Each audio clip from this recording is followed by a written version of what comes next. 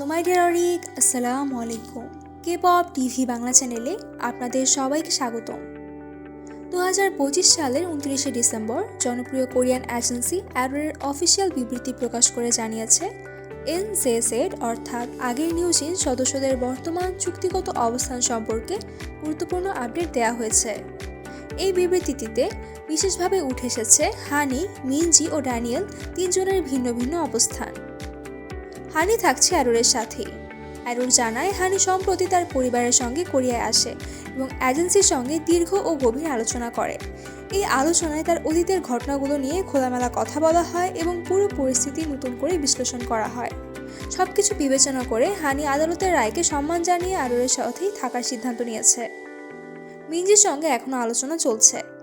Adore আরও জানিয়েছে মিনজির সঙ্গে এখনও আলোচনা চলমান। দুই পক্ষের মধ্যে বোঝাপড়া তৈরি করার জন্য কথাবার্তা অব্যাহত রয়েছে এবং এই বিষয়ে এখনও চূড়ান্ত কোনো সিদ্ধান্ত জানানো হয়নি। অন্যদিকে ড্যানিয়েলের সঙ্গে চুক্তি বাতিল করা হয়েছে। সবচেয়ে বড় চমকপ্রদ খবরটি এসেছে ড্যানিয়েলকে নিয়ে।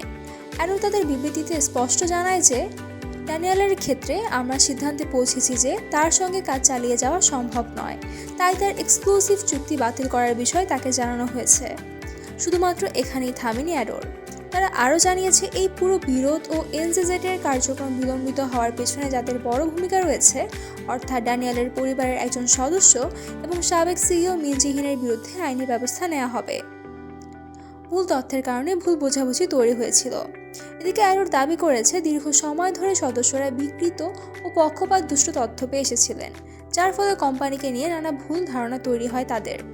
এজেন্সি ও সদস্যরা একমত হয়েছেন যে ভক্তদের বিশ্বাস ফিরিয়ে আনতে সময় লাগবে, ভুল বুঝাবুঝিগুলো দূর করতে ধীরে ধীরে পদক্ষেপ নিতে হবে, বিতর্কিত বিষয়গুলো নিয়ে সঠিক সময় পরিষ্কারভাবে কথা বলা হবে।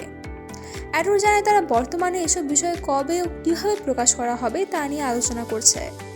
বিবৃতির শেষ অংশে অ্যাডোর জানায় যে আমরা বিষয়টি শান্তিপূর্ণভাবে সমাধান করতে সর্বোচ্চ চেষ্টা চালাবো এবং নিশ্চিত করব যেন এনজেজেড আবার দ্রুত তাদের ভক্তদের কাছে ফিরে আসতে পারে।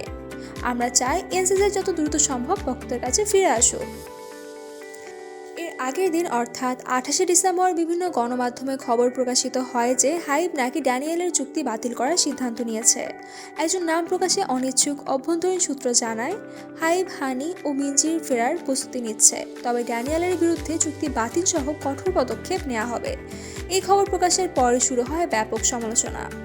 আইন বিশেষজ্ঞদের মতে একজন সদস্যকে আলাদাভাবে টার্গেট করে চুক্তি বাতিল করার প্রতিশোধমূলক সিদ্ধান্ত হিসেবে আদালতে হাইবের বিরুদ্ধে যেতে পারে। বিশেষ করে অক্টোবর মাসে আদালতে জয় পাওয়ার পর হাইব যে এনজেজেডের পূর্ণ অ্যালবাম ও কার্যক্রম পুনরায় শুরু করার প্রস্তুতি নিয়েছিল, সেই অবস্থায় এই সিদ্ধান্ত হাইবের জন্য আইনি ঝুঁকি তৈরি করতে পারে বলে অনেকের মতামত। এখন সবার চোখ ভবিষ্যতের দিকে। এই মুহূর্তে ভক্তদের সবচেয়ে বড় প্রশ্ন, এনজেজেড কি আবার একসাথে ফিরবে? ড্যানিয়েলের ভবিষ্যৎ কি হবে? হাইব ও অ্যাডোরের সংকট কিভাবে সামাল দিবে? সব মিলিয়ে এনজেজেড ঘিরে এই অধ্যায় এখনও শেষ হয়নি, বরং সামনে আরও বড় সিদ্ধান্ত ও প্রকাশের অপেক্ষায় কেপপ দুনিয়া। দর্শক, এই ছিল আজকের ভিডিও ভালো লাগলে অবশ্যই আমার চ্যানেলকে সাবস্ক্রাইব করুন। এনজেজেডকে নিয়ে হাইবের মন্তব্য আপনার কেমন লেগেছে আমাকে কমেন্টে জানিয়ে দিন। আর নেক্সট আপডেট পর্যন্ত এই চ্যানেলের সাথেই থাকুন। ধন্যবাদ। আল্লাহ হাফেজ।